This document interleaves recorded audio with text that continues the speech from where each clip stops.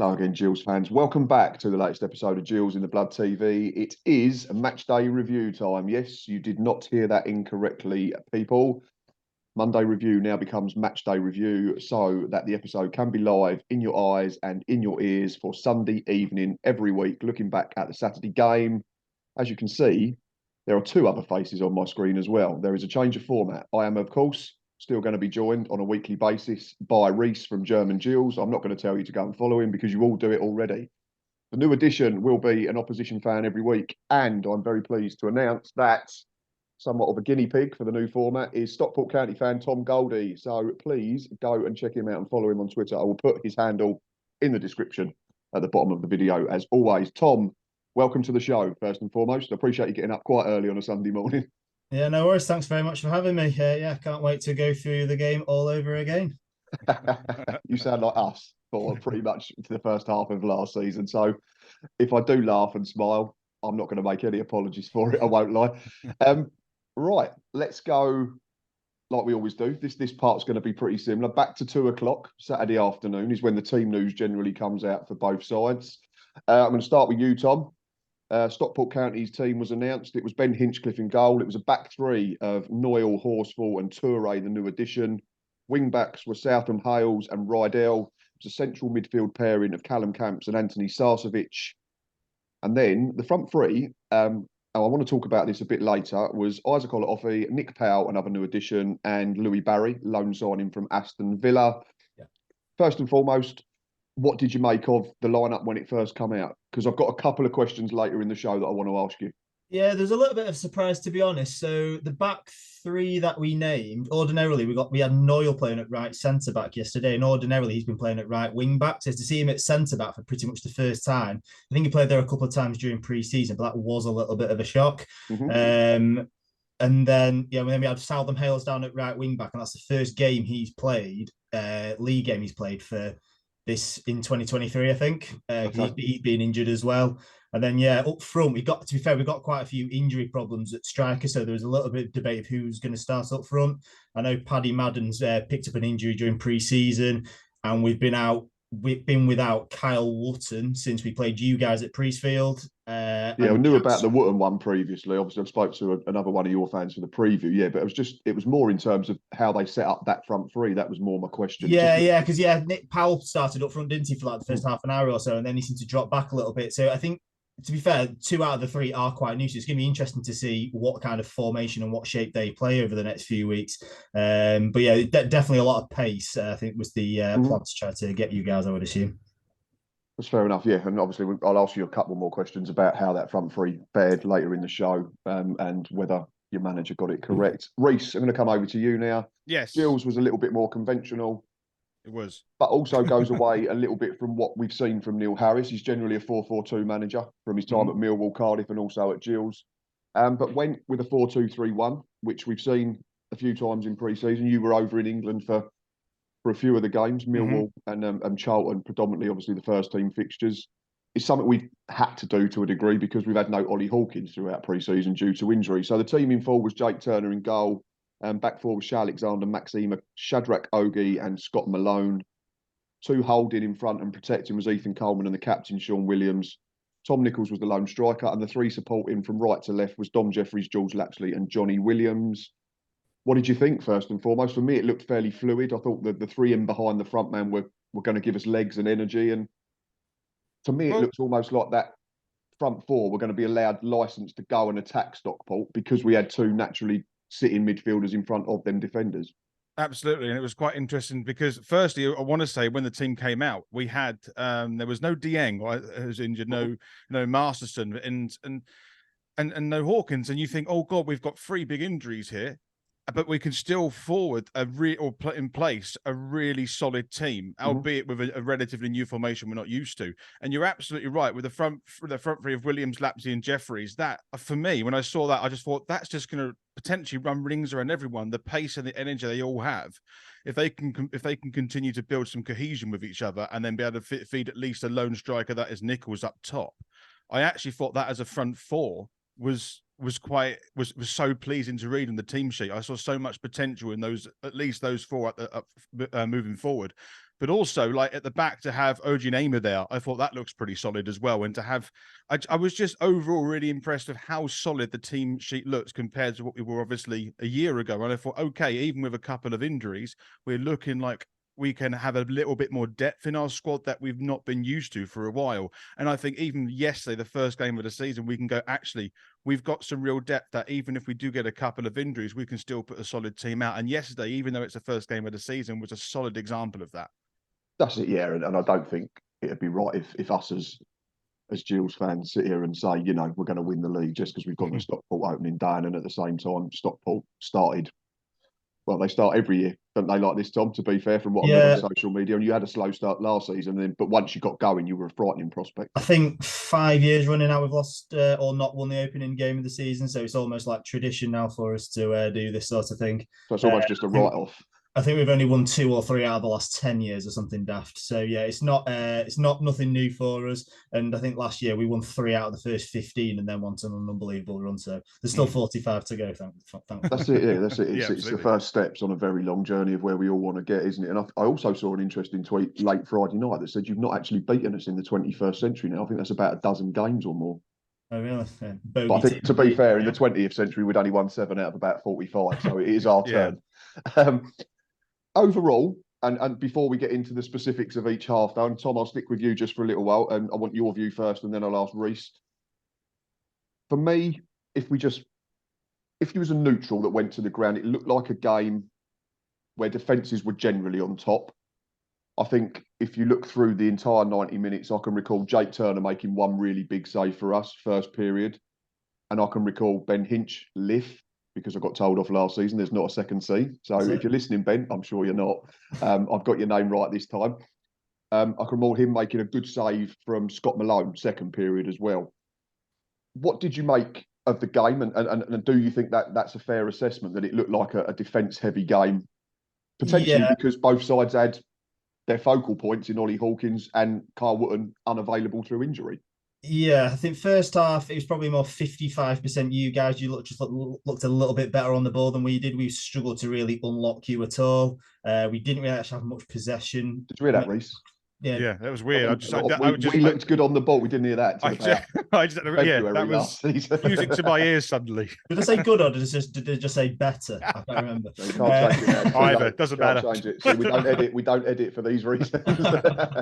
So you did look better on the ball than we did. We struggled to put more than a few passes together, and then we had one good move right at the end of the half, and then the referee blew for half time. But then second half, we definitely put the accelerator down and started having a lot more joy. Just didn't quite manage to get in behind. There were no, like you say, there were no real chances created because both defenses looked relatively organised. And then from your guys' perspective, it's more just that's what you do on an away performance against a team that's supposed to be up there. Smash and grab, whatever's wrong whatsoever. But yeah, it was probably a draw would have been a fair result in my honest opinion. I don't think probably either team probably did enough to really dominate, but yeah, it was a defense heavy game, like you say. Yeah. Yeah. What did you make of that? I think exactly the same thing. It was a very defensively sort of driven game, actually. It was Gillingham, I think, was slightly on top in the first half, but honestly, not by much. I think there was a moment halfway through the first half, Stockport at a movement forward and had an opportunity and a save by Jake Turner. But and also you need to remember the weather conditions were not ideal. So in a situation where the weather's like this, quite often the game is a bit more naturally defensive, I think, because that's mainly what you have to try and work on to make sure to keep the score down. But actually, with all things considered, with the weather and like watching that as a neutral, it was like a very sort of elongated game of chess. It really was.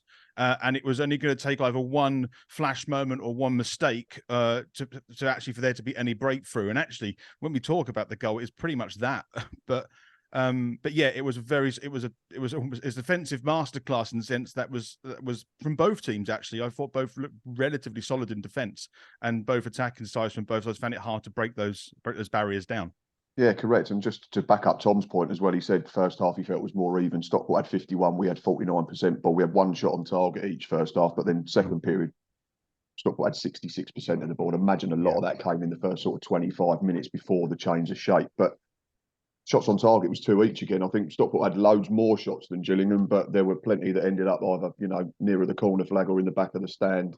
There was one particular one late on in injury time that did obviously make us laugh because we couldn't work out how some Stockport fans had thought it had gone in, but we'll get to that later. But yeah, and ultimately it is opening day, isn't it? I think I said this to Waggy, the Stockport fan, on the match preview show. If you don't get beat opening day, it gives you something to work with and it gives you something as a starting point. And it was, well, 14 minutes eventually from that, from being a point for each side. First 15 minutes was very much, I felt like, the early stages of a heavyweight boxing match. It was both sides feeling each other out, trying to get a feel of things. Maybe, like Reece said, trying to adjust to the conditions because it was very unlike opening day. Usually we're used to blazing sun, baking hot. It was. That's the northwest summertime. This. It was. I was going to say for you, it was probably you probably had sun cream on, but it wasn't.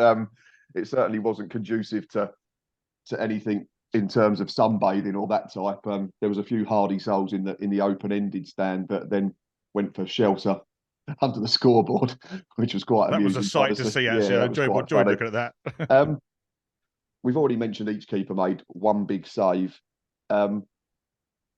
First chance, though, Reece fell to Gills, I felt. The first big chance. Dom Jeffries done really well down our right-hand side and got to the byline, which is what we want. Cut the ball back for Tom Nichols. Shot was blocked. We all thought by a county defender. I don't know where you were sat in, Tom, so maybe you can help as well. And the referee gave a goal kick, but it was the first sign of either side having a bit of bravery on the ball and a bit of intent in terms of getting in behind the opposition defence, and it nearly led to the opening goal.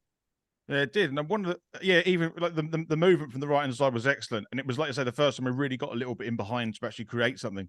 And as the ball came across, it was shot by Nichols. It was good technique, actually. Without the block, whoever it came from, it was arrowing in. It would have taken some real save from Hinchliffe to be able to save it if that was going through. I'm convinced it came off. I think it was Neuer who was in between the two there.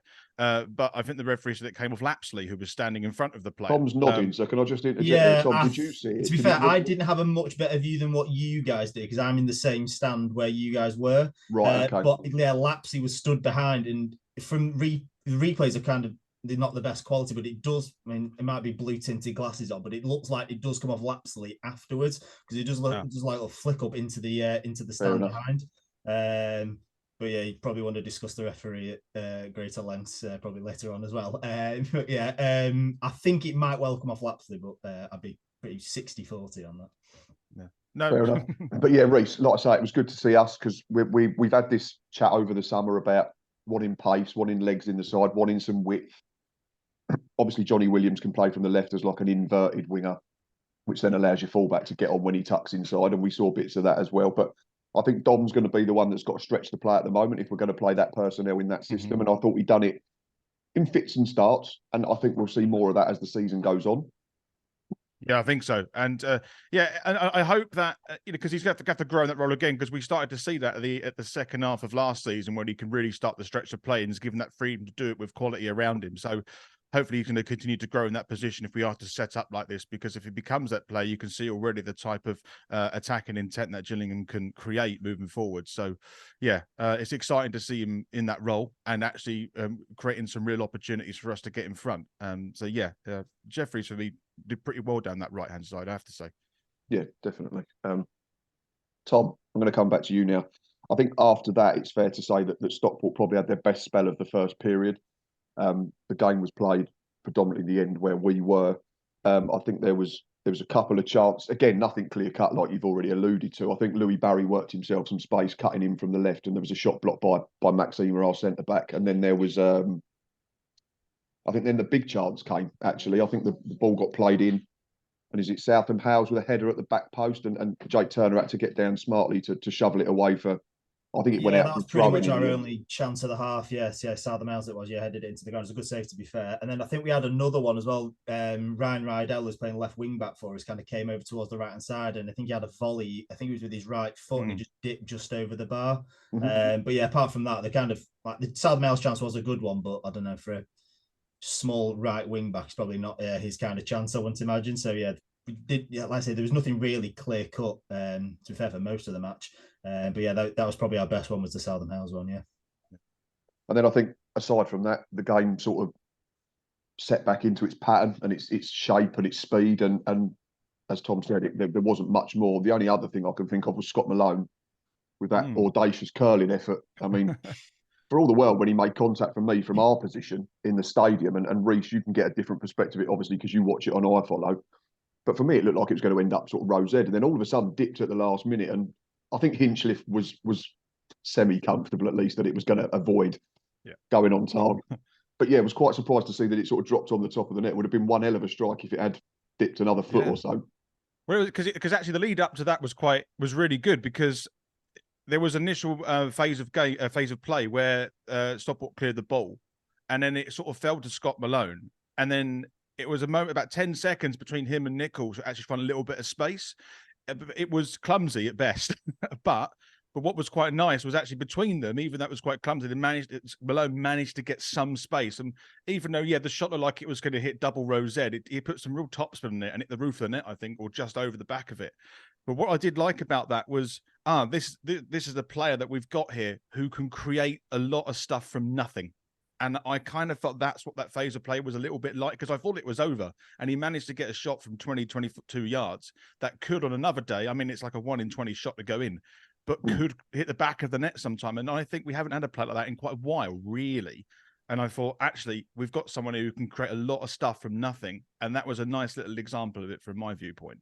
Yeah, I thought he was very, very good. And I think he'll only get better as the season goes on. He's obviously been with us training, but he's not played loads of games. I suppose similar to you, Tom, in the sense that, I mean, we were very surprised that we was able to attract Scott Malone. I know there's a link to Neil Harris from Millwall days, but a bloke who's only still 32 and played 35 games in the Championship, this isn't very Gillingham. Let's put it that way. I thought he looked really good, to be fair, Malone. Like I say, put some really good crosses in and actually looked really comfortable on the ball. And there's a couple of times he was under pressure, and you can kind of tell that he's played at a better level, because he didn't really seem phased and was able to snuff out anything that we sent down that way. Yeah, I think there was one in our left-back area first half, particularly, where he sort of had a poor touch, and it looked like your fella, I think, might have been off. He was going to get the wrong side of him, but again, then had a really composed touch, and it wasn't just that instant, I've got to belt it 90 yards or into the stand. There was I can see a player on, and we'll build from the back, which is really we've refreshing. got a lot of pace down that right-hand side as well, and I don't recall us ever really having much joy with it, because I assumed that our lads would have been quicker than him, but he never really... Positioning trumps speed sometimes, doesn't it? And experience as well. Exactly, yeah, it does. I think there's a lot of players that, certainly when you get to a certain age, no disrespect to players, they lose a yard of pace, but they don't lose it up there. And so maybe, like you say, he was getting that first half a yard in his head. Half time came and went. I think we're all agreed that that was the right scoreline at the break. It had been very much a first 45 minutes of the season, as it were. As we've already said, teams were feeling themselves out, trying to gain a foothold in the game. No one wants to make a silly mistake in the first period of the season. I think was fairly obvious, though, Stockport might have got, not a rocket, I don't think, because I don't think they were doing too much wrong at half time, but they certainly would have listened to whatever Dave Challoner said to him, Tom, because they came out and he was out very quick second half. We were pinned in, and I don't think, because I remember standing where we were, and I said to my daughter, I said, "Oh, don't worry, you'll see more now, because we're coming this way." Then she sort of looked at me after about 60 minutes and went, "Dad, I've not seen the ball yet."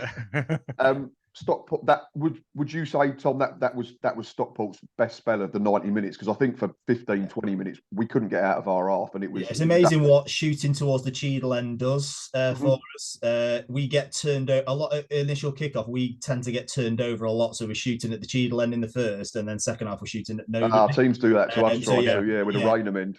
Yeah, we love losing the kickoff toss at the beginning and getting turned over. We love doing that. So yeah, definitely we had a good 15, 20 minutes of really, really good pressure. And Dave Challoner talked a lot about creating overloads, because our right and left centre backs are both effectively fullbacks. I think the idea is they were supposed to get them on the ball and just try to keep, exactly like what happened, try to keep you guys penned back, because they're both just as good going forward as what they are defensively. But yeah, I don't know how many crosses came into the box, but the left and right backs, there was plenty that were getting whipped in. It was just unfortunately that our 6'4" striker's out injured at the moment, and we've got no real target man there to replace him, unfortunately. But yeah, for sure, we were well on top for a good 15, 20 minutes after half time. Whatever it did half time, it definitely worked. I do have the figure of how many crosses you attempted second half. Oh, okay. What was it? 29. I also have the figure of how many were accurate. Yeah. Two. Yeah. So Oh we've my got God. Alafe, who's nippy striker playing on the shoulder, trying to get on the back of the last man. Louis Barry, who's basically a winger playing up front for us as well. So yeah, it was pretty blatantly obvious that we play with a target man, and that target man isn't there at the moment. And But you're not changing the way you play. yeah, exactly. And that was part of the reason why our playoff campaign wasn't successful in the end. We didn't have Kyle Wootton up there. It was a big part of that, unfortunately. We got a lot of injuries, and absolutely the number one worst one for us was Kyle. I said that to Wagley on the match preview. I asked a couple of questions because obviously I've got no form or anything to go on opening day. So I had to ask questions from last season. And I said to Wagley, who I think's just joined the Scarf Bagara war, and he said, yes, if we'd had Kyle Wootton, we'd have got promoted. 100%. Yeah, he's like he's got Velcro on his chest and on his boots. Yeah. Everything sticks to him, and he just brings others into play. So he can score goals, but it's what he does for everybody else. That's the main thing. And yeah, we just don't have a like-for-like replacement. And the problem is, you can't just bring somebody else to. You can't just sign somebody else, because when he's back, what happens to them then? So exactly. There's not So going to be that many players that are going to be willing to join and play second fiddle for most of the season. No, exactly. So you've just got to grin and bear it for the next couple of months, unfortunately, or find an alternative route to go. Yeah, exactly. Reece, there was one person that stood out for me in that spell of Stockport pressure, and it was a player that had been booked first half. I mean, the referee, as Thomas said, we will talk about him later on, was Ethan Coleman. I thought, because we obviously had both holding midfielders were booked inside the first half hour, certainly in the first half, and we was thinking this could be an issue. We've got no Timmy Dieng, so there was no natural replacement to come in and play that deeper role if one of them was getting close to the edge and needed to be withdrawn by Neil Harris. But I thought Coleman stood out second half. For me, every ball that came into our box from wide areas, whether that was from the wing backs or that was from Noyle and Toure getting on and getting balls into our 18-yard box, he just seemed to be like a magnet at times. I thought everything that came in, he just managed to station himself in the right place, to head it clear, to clear it with his feet, to be in front of anyone who was threatening to get shots off. And I just thought it was a very mature performance from Ethan Coleman, certainly in that 20-minute spell where, as Tom said, going towards that Cheadle end, it's loud, it's noisy, that they're almost trying to suck the ball in like we do at the Rainham end. Players could fold under that amount of pressure, I think, but I thought he stood up to it really well. He was one play. He wasn't my man in the match, and we'll get to that a bit later, but I thought during that period he was really, really good. Yeah, he personified sort of composure and, you know, and a maturity really in that centre of the park. He had really good vision as well, not just into delivering the ball, but receiving the ball.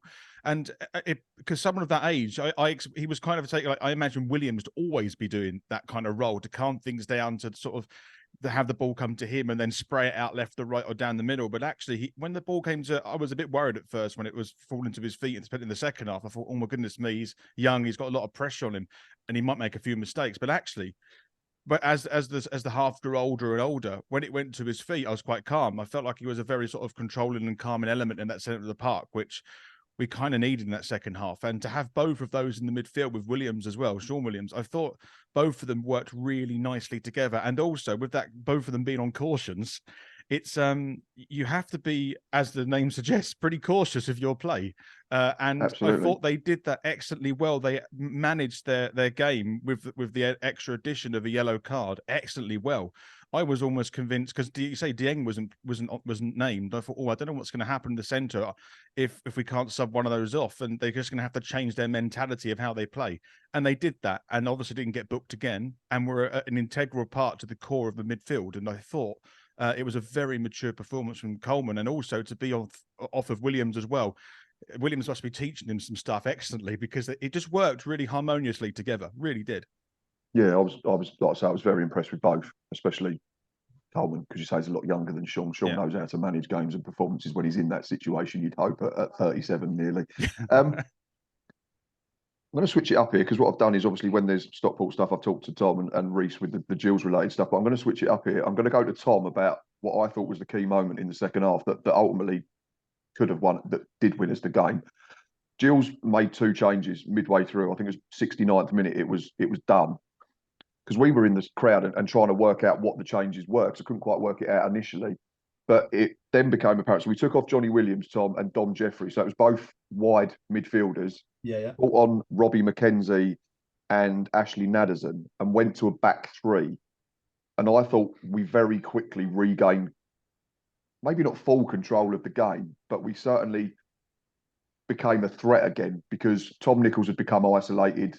He was getting frustrated because every time the ball was coming into our box, we were clearing it. So then he's not seeing it. So it became a vicious circle. But what did you think from a county point of view of just how much Neil Harris's tweaks in personnel and system ultimately had on effect on the final outcome? Because it was one of the substitutes that ended up popping up with a winner.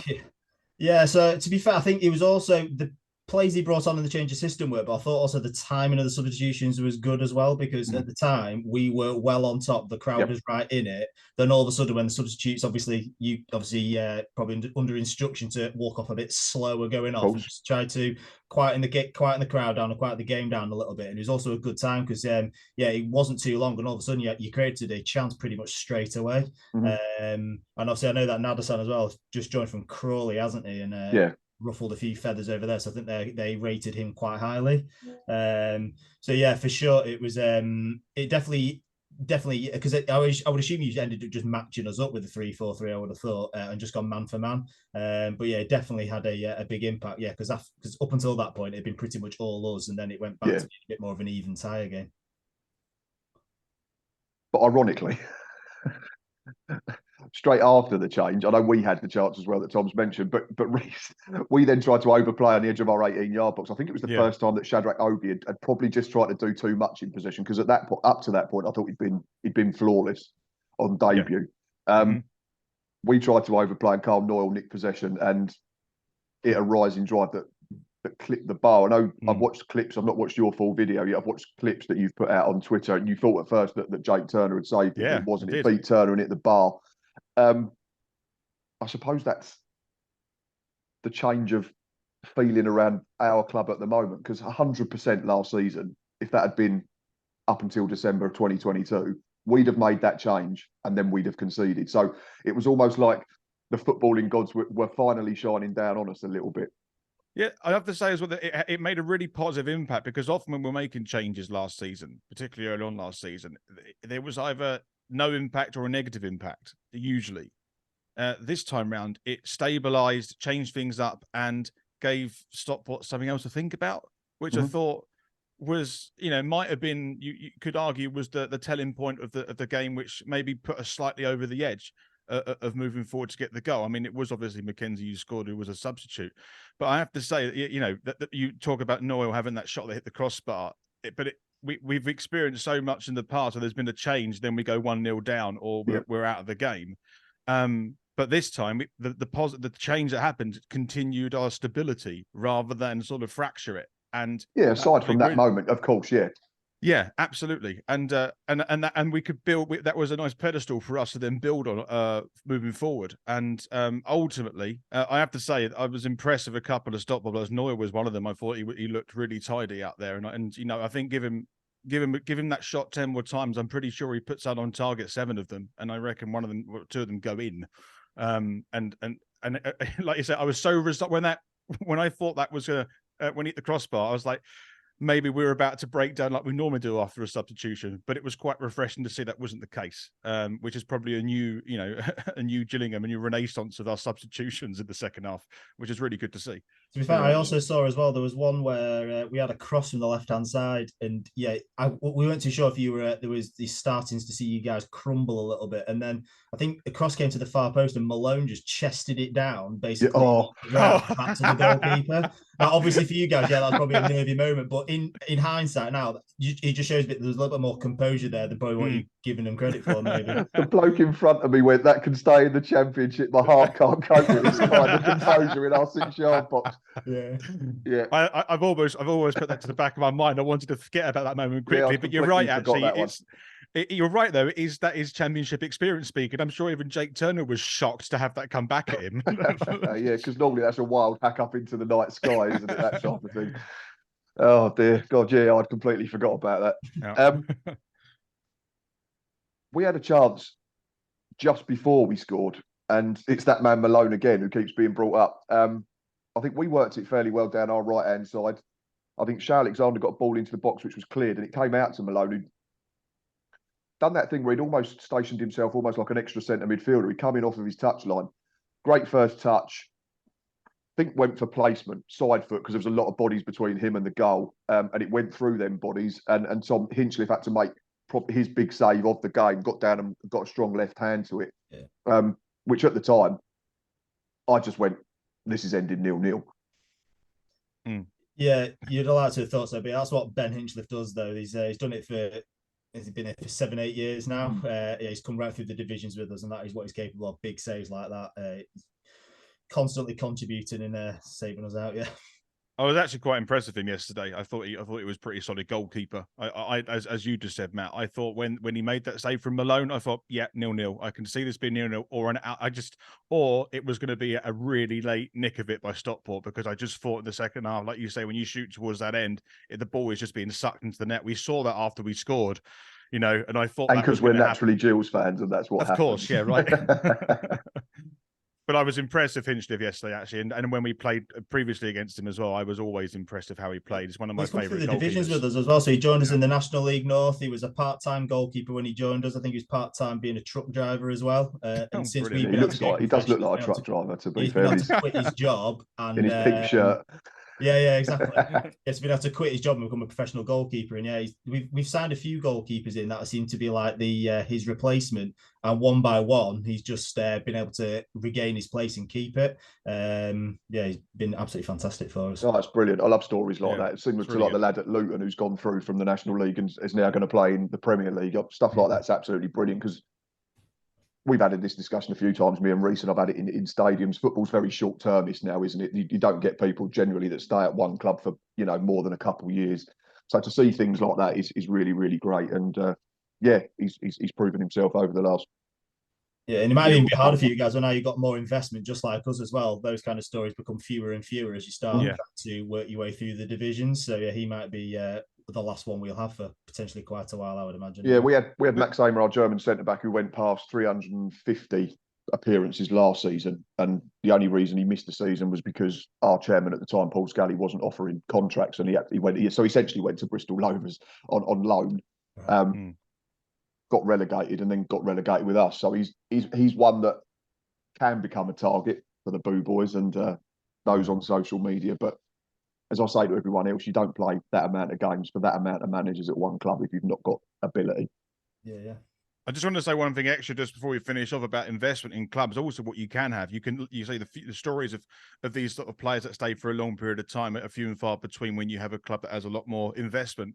But in terms of long term, and I can see it happening with Gillingham with our investment there in the youth setup.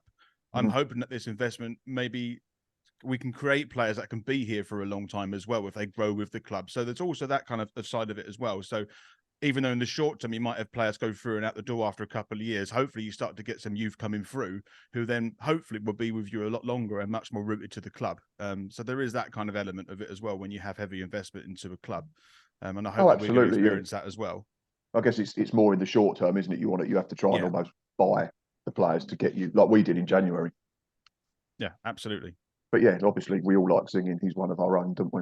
But we also like seeing our club lift trophies. Right, the next moment is the moment in the game. Some sort of training ground routine from a short free kick. I'm not sure it came off of our training ground because the execution for the first phase was absolutely horrific. Shane Alexander takes it on the left-hand side. Looks like he's just going to clip a ball far post and see what happens. But he tries to go short. I think it hits the edge of the wall, akin to like a golfer topping his drive. Sean Williams then has a horrific air shot with his right foot, which then turns into some horrible assist. And we're lucky that Robbie McKenzie's no more than 8 yards out, centre of the goal, and just slaps it past Hinchliffe, who had absolutely no chance. Cue delirium in our end. I'm sure Reece was jumping around his living room or his jungle. I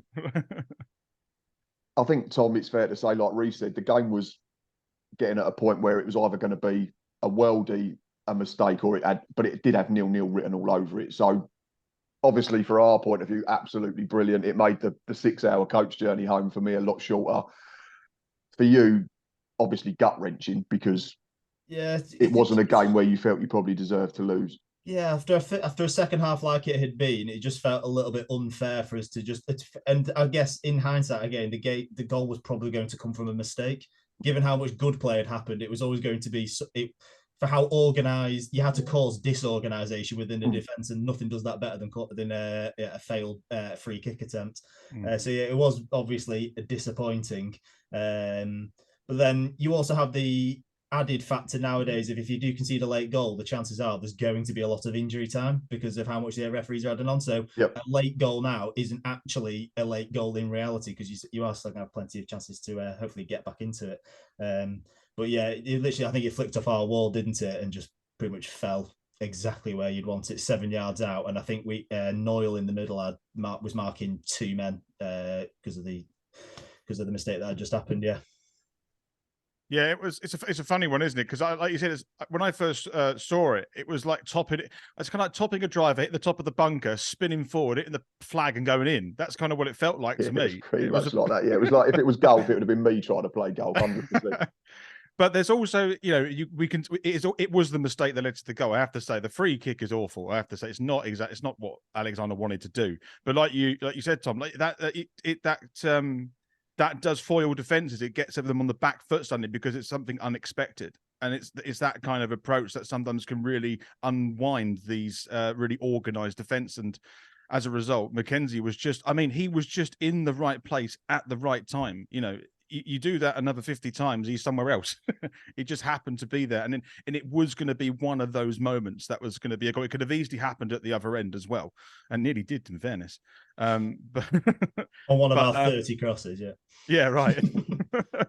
But so it would have been 3 successful if the linesman hadn't ruined your afternoon even more.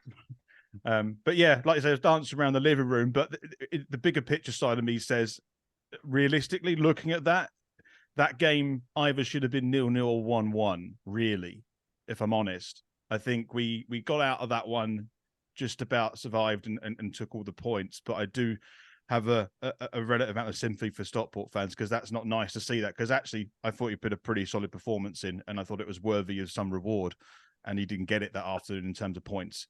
But yeah, we can walk away very happy with the 3 points, of course. But I thought it was we're a bit cheeky taking that one, I thought. Yeah, I don't think it was. I see a few tweets going around on social media Saturday night saying smash and grab. And I know you sort of mentioned them words at the beginning, Tom, and said it wasn't.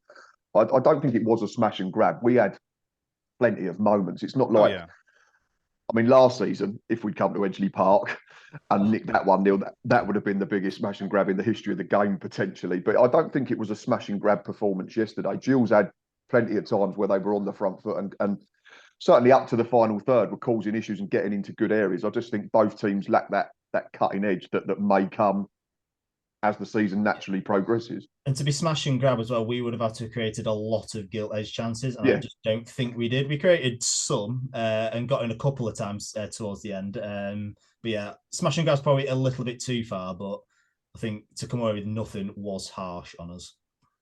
Yeah, because, and like you've said again, Tom, I keep alluding to points that you've made. You score in the 86th minute last season, you're probably thinking, right, I've got 6 minutes to hang on, including injury time. We still had 14 by the time the final whistle went, because the referee played his 8. I know it's a minimum of 8, but I then thought another 2 on top of that was excessive. You did have the ball in the net, 90+7. I don't know where you was sat in that stand, because there's a couple of pictures I've seen on our Facebook page. Was it the right call? It seemed to go up very quickly, in fairness to the linesman. Yeah, I have no idea. I've not seen an angle where I can see Madden's run, where he started his run from. So I don't know. I thought it was a goal at the time, so I was one of the schmucks that was celebrating, unfortunately, and then had to quietly sit down, as I didn't see the linesman's flag initially. But yeah, I don't know. But that kind of goal is what Paddy Madden does: far post, poacher, fox in the box type. But yeah, just unfortunately, we didn't get what we deserved. And then 3 minutes later, your fans were up in the Cheadle end, certainly one corner of the Cheadle end, which I found weird, because that was the end that surely should have seen that the ball had gone into the side. I could understand it if it was the side of the Cheadle end where we were all sat, because they'd have been blindsided by the angle. But to be that corner celebrating, I don't know how. I don't know. I think I can answer that from my viewpoint, because I think I think what had happened as it had gone in, from maybe those fans' perspective, it hit the goalkeeper and gone in the side net in that way. So it took like a huge 90-degree deflection as it went in. I think it was quite sudden. And I can see from that perspective, it might have actually hit someone in the 6-yard box right by the post and then gone straight in the other side of the net. As it was, I think it might have hit the bottom of the post and then then hit the side net. And but there was a sudden change of direction of the ball movement that which could have made it look like it went in the goal from the other side. It happened all so quickly, and I can. I'll have to have a look at the highlights. It was our right backs again. So Southermales had the header in the first half. Noyle hit the bar, and then that Richardson was the one that hit that shot there. So they're all three right backs. They're the ones our best chances fell to ultimately. Right. And Richardson's kind of got form for it as well because he was on loan at Notts County about 3 years ago when we were in the National League. And he dinked it at the same end, dinked it over the bar with it from an open goal. He rounded Ben Hinchliffe and dinked it over. And then within about 3-4 minutes, had gone missed another sitter as well. So he's now got the hat trick of late misses, unfortunately, at that end. But yeah, I wasn't too sure if it had gone in or not. But yeah, I did notice the crowd on the far side had gone into raptures. Yeah, it was strange for us because we thought, oh, it's been snatched away. And twice we was breathing a huge sigh of relief. I want to ask you about Gills, Tom, because I like to get, obviously, an opposition view of what you think of us. Mm-hmm. The question I want to ask is what impressed you most from a Gillingham perspective, especially given the difference in approach from the game in March where we came up, and Neil Harris has admitted we came up for a draw and we got it. And who you thought Gills' best player was on the afternoon? Yeah, so there was a big difference from how you guys set up for sure. Because to be fair, I think a big win going into the game was you had Masterson out injured because when it was 0-0 in the last game, he was one of the best players on the pitch and a big reason for it. Really, really good at the back. So to see him not in the lineup was a positive. But yeah, you definitely looked a lot more organised, and there was definitely an intent to actually try and get the points this time. Because like you said, Neil Harris literally in his interview last time said, we came for a point and we got a point, and he effectively apologised to the fans that had travelled for watching a backs to the wall performance. But yeah, to be fair, it's kind of same old story for us in terms of trying to unlock it. We just didn't have the keys to be able to unlock an organised team. But yeah, the player I was probably most impressed with, I thought Malone was really, really good, considering how much of a threat we have down that right-hand side. I thought he was really, really good, and just generally how organised you looked at the back. And that was probably the same for both teams in reality. It was just, like I say, a bit of a mistake leading to the goal. That was the difference in the end. But yeah, probably the organisation was probably the most impressive thing. And Reece, same question to you about Stockport County. What did you make of them? Who stood out? It's another slow start, another opening day defeat, but it certainly won't determine where they finish come the end of the season, surely. No, I tweeted yesterday. I said, like, Stockport fans, don't worry. Like this, they'll be up there or thereabouts. Absolutely. It was one of those games. But a couple of players stood out for me. I thought Noyle stood out for me. Thought it was really good, really calm and collected at the back there. It was actually creating stuff and being solid as well in defence. But one of the midfields I was really impressed was Rydell. I thought he was in and around everything. Ryan Rydell looked really, he looked like he was trying to create stuff. He was linking with play, especially down the left-hand side when the ball naturally went that side. It was just orchestrating quite a lot of the movements forward, and he had a good few link ups with Camps as well. So I just thought, for me, Rydell and Noy were pretty good, but also is it Captain Toure? I thought he looks pretty. He looks like he's going to be a decent player for you. Actually, I was really impressed with his captain on debut. He was, which was a real surprise. Oh right, really? We had Sarcevic, who was vice captain last year, and Horsfall's been and he's been captain at Bolton and Plymouth, and Horsfall's been captain at Northampton. To give Toure's captain on his debut, that was a surprise. Wow.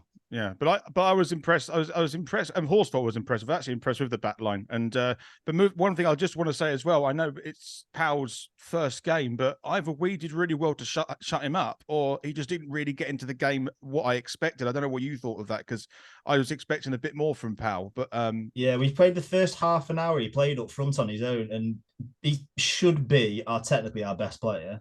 And we were playing him up front, and you guys, like you say, you guys had him marked out of the game. And if you got your best player on the pitch, you want him involved as much as possible. So they ended up dropping him deep and putting Alafe and Barry further forwards. But yeah, there's a lot of like going down quite easily under fouls, and obviously like you might cover as well. Referee's quite keen to give free kicks. But yeah, you did shepherd him quite well. But the only thing it did probably do is bring out Sarcevic. I thought a quite a good game, in my opinion, was our best player in midfield. And I think you marking Powell out of it kind of opened it up a little bit more for Sarcevic. Some fair points there. If we look at Scott Malone's ratings on the app that I use, that Tom's picked out, he played 84 minutes. Also, them 2 shots that nearly opened the scoring at the time. 2 clearances, 1 block shot, 1 interception, 4 tackles, nearly 70% pass completion as well, which is decent from a left back. He won 5 out of his 6 duels on the floor and 2 out of 3 in the air as well. Because I said when we signed him, he's very big and very rangy for a left back. You always imagine left backs generally to be sort of low centre of gravity, quite quick. Maybe that's just what seeing football on the TV does to you too much, and this is proper football at the end of the day.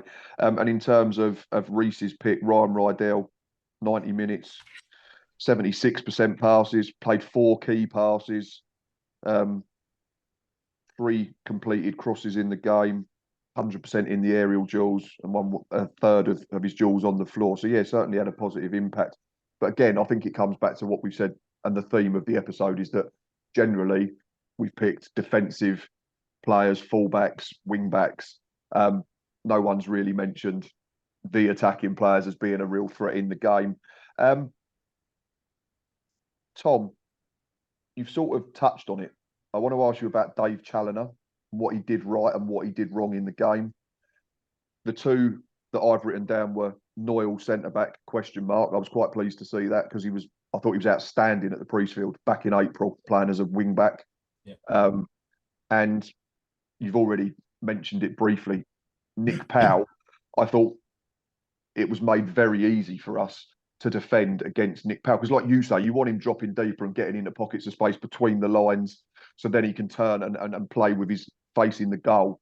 Whereas it felt he was doing a lot of his work having to play with his back to goal, which is not his strength. Did Dave Challoner maybe miss a trick or 2 there? Yeah, potentially. I think he got not necessarily the lineup wrong, maybe just the setup of it not quite right. But I suppose the difference was he kind of realised, and after about half hour, 35 minutes, he dropped Powell in deeper, and he was starting to get on the ball. And then just tell. And Barry sort of got narrow, didn't they? Yeah, exactly. Yeah. And then we were playing Alafe out on the right and Barry out on the left. It gave us pace, but we couldn't get them in the game. And then you could just tell we're a team that likes to get it up to a big centre forward, to hold it up, to then bring others into play. And that's just not Nick Powell's game. And yeah, if that's not his game, you need to play to what his strengths are, because yeah, you play your best players in your best position after all. And then yeah, Noyle he signed for us in January from Doncaster because Southam Hales got injured really early doors and was one of our best players last season. Every game, really, really consistent at right wing back. And then I think Challoner this season, maybe he just envisages us having more of the ball and looking to try to take the game to teams. So basically playing with 2 fullbacks at centre back is one way of doing that. Problem is we don't have much height as a result. But yeah, that surprised most of us that Noel was going to be at centre back and then Southam Hales was straight back in. Because when Noel's in full flight, it's very, very difficult to stop. But then again, it may be because we knew you guys had someone like Scott Malone on the left-hand side. Maybe you wanted to double up on the options on the left because you had Johnny Williams out there as well. So maybe it was a defensive tactic to stop you guys. Yeah. 2 right-backs out there, I don't know. I just thought it nullified 2 of what potentially could have been your attacking threats, and it made it certainly our job a little easier to get a result of some positive description. Reese, in terms of Gills and Neil Harris, we've had chats throughout last season, even in the second half of the campaign when we were winning plenty of football matches and rising up the table. People were still, for me, at times picking holes a little bit when there was no need. I think one of the things levelled at him was defensive substitution. The Stockport home game was a prime example because we conceded after we brought on an additional centre-half in Will Wright. But I don't think Neil had a choice at the time. I think, and Tom might be able to help us out, I think that game, Stockport ended up with Wootton, Ola-Offey, Madden, Camps, Hippolyte, all on the pitch, and essentially said, we're not going to defend last 5 minutes while we try and rescue a point. So how much credit does Neil Harris deserve yesterday? Because for me, whether we deserve to win the game, which I think we're all in agreement it should have been a draw, that would have been the fairest outcome. Neil Harris was brave enough to go, right, let's change the system. We're going to bring on an additional centre-back in Robbie McKenzie. We're going to get our wing-backs a bit higher to try and get back into the Stockport half and push them back again, which is what they've done to us for 25 minutes, half an hour. We're going to give Tom Nichols some support with Ashley Nadersson, and we're going to give them something to think about and turn their centre-backs around with his pace. It's a difference of mentality, isn't it? It's a difference of, I need to change the game to try and save a point, to I'm now going to try and change the game to maybe can we nick it? And I think that slight change of mentality coming into this season, hopefully if we commit to that more often than not, then we might be, it's more risky play, of course, but we've got the capability now to be able to make those changes positively moving forward. I think last season, the change, like we said, would be is that when we play Stockport home, we try and put lots of defenders in place and then we can see, but actually we're trying to find ways in which to go forward with our changes and trying to change the game up to make Stockport think about how to play or other teams how to play. And hopefully moving forward, he takes a few gambles like that because we've got less risk than we did last season if we were to make those changes, you see. So seeing that yesterday was really, really quite positive to have a change that was, oh, okay, this isn't just dropping someone back in defence to try and build a brick wall. We're trying to find another way to unravel a team who might be a little bit more tired, or might be a little bit more inexperienced of some subs coming on, for example. And I think that's what Harris did yesterday. And ultimately, even though the goal was, dare I say, a little bit fluky, a bit disorganized, but it kind of worked in that sense.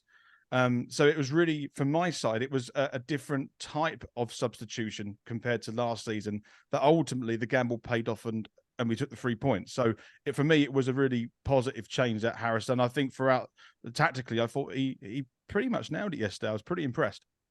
It is, and it's fine lines because if we make that change and then we get beat 1-0, yeah, of course, everyone goes, oh, why did Neil go to 5 at the back? But we win the game and we're all sitting here, oh, Neil went to 3 at the back and got the wing backs high. So it's essentially the same thing, but you have a different perception of it because of what's happened after the change. Final question, gents. Before I let you go and enjoy your day, the referee. Now, I had a chat with Waggy on the preview, and he said that all of last season was a lot worse than what you had in the National League the season before, Tom. Agreed. I thought that was inept at best yesterday, certainly from the man in the middle, from the linesman our side. I mean, one instance that stood out for me was the one in the second half where we had a cross and Ben Hinchliffe clearly punched it out for a corner. The linesman did his usual in League Two, which was have a look around for someone to make the decision for him. The referee then gave a corner. The linesman then called a goal kick, so the referee bottled it and changed his mind. What are your feelings on EFL officials at this level? Because I know Reece doesn't tend to go in as hard on them as I do, but I think the general level of officiating in the bottom 2 divisions of the EFL is generally shocking. Yeah, the National League wasn't great by any stretch of the imagination, but you kind of assume when you get promotion back into the Football League, you're back in the big time, and it's all going to become a much more professional outfit, and that's just not the case. The one where you're crossing Yuli to 100% was a corner. You could tell by Hinchliffe's reaction. Yeah, exactly. He kind of shrugged to his own defenders about, what do you want me to do there? I've got to get rid of it. That definitely was. I think there was just a lot of, I think both teams probably realised quite early doors that if you go down quite easily, the referee is going to blow his whistle. Within the first few minutes, you could just kind of tell, because he was, I think you guys got you sent, was it McDonald got booked really early on after about 2 or 3 minutes, didn't he? Williams, the ball. Williams, the centre midfielder, ran so into Torre. Into Olaofe, sorry. Yeah, Olaofe, he just nicked the ball away, and it was a bit of a tasty tackle, but for 2-3 minutes, you normally just let those things go. It's just like a bit of a warning, maybe. But yeah, he was very, very keen to blow his whistle. But yeah, I think the one that got, obviously, your guys' tails up was certainly the one that definitely was a corner. Because he spent the next 5 minutes, Hinchliff, absolutely wetting himself, like just walking around his 18-yard box in front of us with a massive grin on his face, as if to say, I can't believe that's just happened. Reece, I want to get your take on it, because I know you try to be more... Not that I'm not reasoned. I think I try to be reasoned, but you certainly see it more from a referee's point of view. But I think the fact that we have this conversation nearly every week says that there's something that needs to be changed fundamentally with referees in the EFL. I don't know. I'm quite diplomatic this approach. I've refereed before, you see, so I've got kind of that side to it. I can give sympathy if a referee makes a decision, they're not out there to make a wrong decision. I know that, absolutely. No one goes out there to make wrong decisions. Oh no, and I've never once questioned I know you're not integrity. saying I'm that. just I know you're questioning the not saying quality. that. That's all the Yeah. time I question the quality. And that's a fair question. I think at this, and I think this has kind of been said before, at this level, it's the best you're going to have. Like, there's nothing better, because then the better ones go further up. I mean, some could argue League One and the Championship, well, they're not very good, but it's it's the economies of scale in that sense. Like, look, with referees at this level, yes, it's more likely you're going to make more mistakes. Of course you are. We're a Division 4 set of football. And I mean, actually, I want to ask Tom, when you said about referees in the National League, what's the comparison of league VFL referees and non-league referees? Is there a big difference, or is there little difference? Basically, none at all. Okay, fair point. Fair enough. So what does this mean? I think, I personally think it's that I think we need to give a little bit more sympathy here and there with referees' decision making. There are some which you do raise your eyebrows and go, oh wow, that might have been incorrect, or like, for example, Hinchcliffe punching out should have been a corner. He's laughing. He's got away with that one. But I do, yeah. I mean, I'm quite level-headed with this one. I think people always discuss it each week. Of course they do, but people are always going to discuss this each week. I think that's never left football, really, and I just think because it's all exposed on social media, people have a lot more discussions of it. It looks like it's a new problem. But what you're saying is they've been crap forever, but we get more. There's more people with camera maybe. Well, there's a bigger platform for us to talk about it on, possibly. Yeah.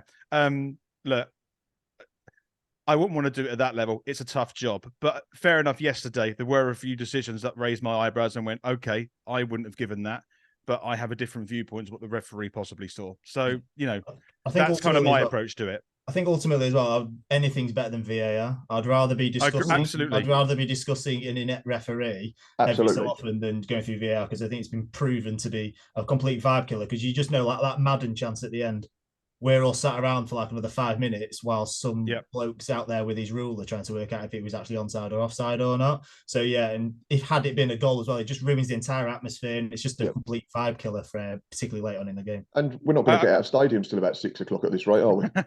Yeah, this is the thing about the extra time as well. It's like if you got an away day where you guys have to travel really, really far, all this extra time, stuff like that, they're not really thinking about away fans' journeys home. It is a real, if you're getting trains and whatnot, how are you supposed to know what time trains you're supposed to get home from? Well, the other thing for me was, I've said for years, why is it if you go to grounds that have got a scoreboard and they've got a clock, they stop it at 90 and then the board goes up and you go, oh, there's 5-6 minutes. So at least you know how long. But then everyone's frantically trying to get their phones out to put a stopwatch on to time the 6 minutes, or looking at Twitter to see the club. But now they've gone the other way. So the clock keeps running, but they don't tell you how long is in left. So again, for me, it's protecting the official. Because say yesterday, I only found out there was 8 minutes because Gills tweeted it out, 8 minutes injury time. So say your goal that hit the side net, so your shot that hit the side net and had gone in, we'd automatically be going, why has the referee found another 120 seconds? But now it's almost like, well, you can't tell because no one's put a board up in the game to tell us how long. So what's the point of the clock being shown? Because again, you still don't know when the game's actually due to finish. Well, I think the perception of injury time is always it is 8 minutes of injury time, but I think it's a minimum of 8 minutes of injury. I get that. I think it's all about did you think there was an extra 2 minutes on top of the? Probably did. I'm not going to lie to you. I didn't even know we'd even played an extra 2 minutes until you just said. I did not know that because I was just too busy focusing on please let this ball go back in the net. So we get into position. There's going to be injury time to a certain extent. For what it's worth, in terms of like. You talk about it's very unpredictable how long the game is going to go on for, and I understand that we want to play. The rules say 90 minutes of football, of course, that's what it says. But then if we're going to try and play the absolute 90 minutes, and then it's going to interfere with how long the game is played, then what's the other alternate? The other alternate is, well, let's play for 80 minutes then and keep the old rule. Do you know what I mean? Like it's kind of what approach do you really realistically want to have here? And I think I like the fact that actually we're trying to play the full minutes. I think it's a case of us fans, as fans and players, having to adapt to a new way to the end of the game or end of halves. And we've adapted to football over decades and decades, right from when the back passes were changed and so on. And so now it's just again another adaptation that we're going to have to try and get used to, which I'm sure we will do. We look back in 5 years and go, oh well, games felt a lot shorter back then. But now we're going to be in a situation like we've said yesterday, like you score in the 85th or 86th minute, and realistically, you're now going, oh, okay, we've now actually probably got still 15 minutes of a game You've left. still got a quarter of an hour to hang on. It's Yeah. just, it I think seems also weird. helps as well. If you're obviously supporting a team that's got aspirations to get out of the division and start to progress on, it will be a help, because all of a sudden you're coming up against teams that physically cannot time waste, or if they do time waste, they're going to be punished for it with extra time at the end as well. So if you are with a team that is trying to get out of the division, it should help. As well, because if you got, like with you guys last year, keeper holding on to it for 30 seconds to a minute each time, because I think your keeper yesterday was about to start time wasting as well, and the referee had to give him a bit of a telling off as well. But yeah, it stops teams being able to do that. So yeah, if you have got aspirations of trying to get promotion, then having the lower end teams not being able to do that is certainly going to help. And also with the extra addition of the quick ball, with all the balls on the sideline now, which I noticed it was, because is that officially this year that every team has to have that throughout the whole divisions. So the quick ball play is in play to try and encourage fast restarts from the sideline. Although it did unfoil everyone yesterday, because there was a moment or two when there were two balls on the pitch when the play was trying to continue. So again, I think it's just another adaptation of the rules that we're going to have to ultimately, as fans, players, and management, get used to, because that's not going to go anywhere, and it's off the back of the World Cup, isn't it, where we saw these extortionate injury times, and which we questioned, but actually it's because everyone's trying to play the full 90 minutes as written in the rules. Gents, I'm sure we could do a full episode on the whys and wherefores of refereeing and VAR and time wasting, but quite frankly, I don't want to, because I think it's proper football down here, and like Tom said, the VAR thing is something that I've always been very vehement in my opinion. I don't think we need it. If you're just letting someone referee it in a truck, when just let the referee it. If he makes a mistake, we sit and have a chat about it, but we all get home at a more reasonable hour. It's been a pleasure. Thank you both for joining me. Reese, I will see you next week. Tom, all the best for the rest of the season. We will see you at the Priestfield in a few months, of course. Thanks to everyone who has watched the match day live so far. Figures on that are absolutely incredible. The season preview is still going on and on and up and up. So thank you to everybody who's watched that. I think it's at nearly 4,500, which is absolutely incredible that people want to watch me waffle on about 24 football teams and my football teams. Go and check out Reese's video from yesterday if you've not done that already. We'll be back Tuesday night for a match day live as we take on Southampton in the first round of the Carabao Cup. Then will we return later in the week to preview Accrington before getting back to Priestfield for the first competitive league game of the 23-24 campaign. Please keep liking, subscribing and doing all that you do, because I say it all the time, this channel is nothing without you, the fans. We'll see you soon. Enjoy the rest of your weekend. I hope your week's not too stressful. And up the Gills.